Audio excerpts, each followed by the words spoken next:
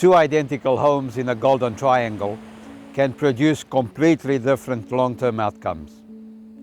Not because of the property, not because of the build quality, and not because of location prestige, but because most buyers are using the wrong framework entirely.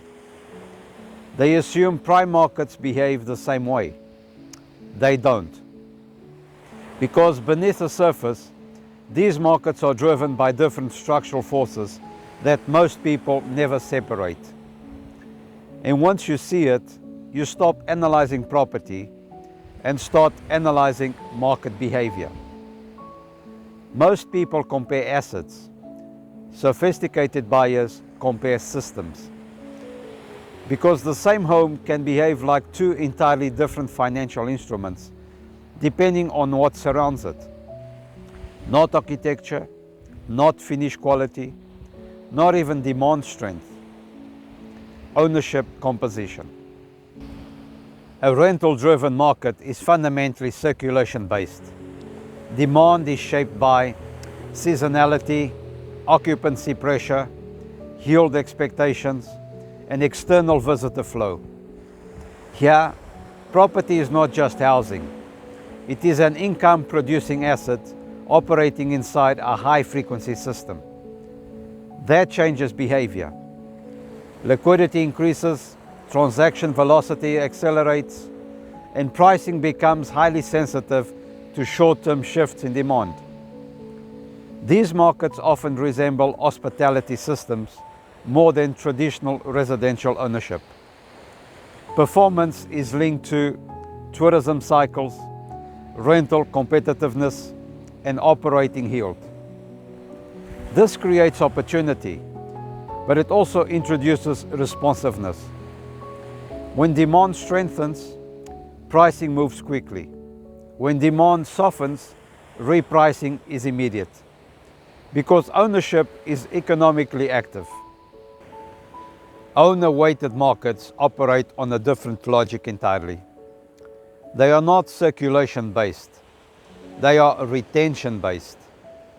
Ownership is typically long duration. Primary residences, capital preservation holdings, and low-intent second homes. Very little is tied to yield pressure.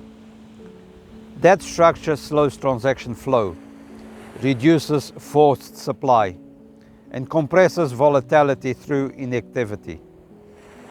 Over time, that creates a different form of scarcity. Not scarcity from demand, but scarcity from reluctance to sell. And that behaves very differently through cycles. This distinction matters inside the golden triangle, because what appears to be a single prime market is actually multiple overlapping systems. Some zones are circulation-driven, others are retention-driven. On the surface, they look identical. Same architecture, same prestige, same pricing tier. But underneath, the mechanics diverge completely. And those mechanics determine liquidity, price stability, buyer competition, and long-term capital behavior. This is where sophisticated buyers separate themselves. They stop analyzing property in isolation and start analyzing the ownership ecosystem surrounding it. Because identical assets placed in different market structures do not produce identical outcomes.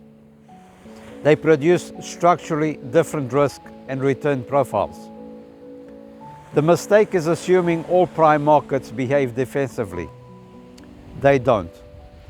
Some are stabilized by transaction flow. Others are stabilized by supply constraint. Two completely different forms of resilience.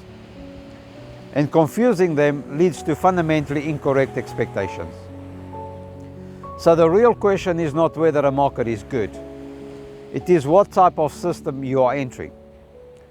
Rental-driven systems optimize for circulation, activity, and yield participation. Owner-weighted systems optimize for stability, retention, and long duration capital preservation. Neither is superior, but they are not interchangeable. And treating them as if they are is where most investment errors begin. In the previous episode, I broke down new build versus resale, and how capital formation differs from capital preservation. In the next episode, we go one level deeper.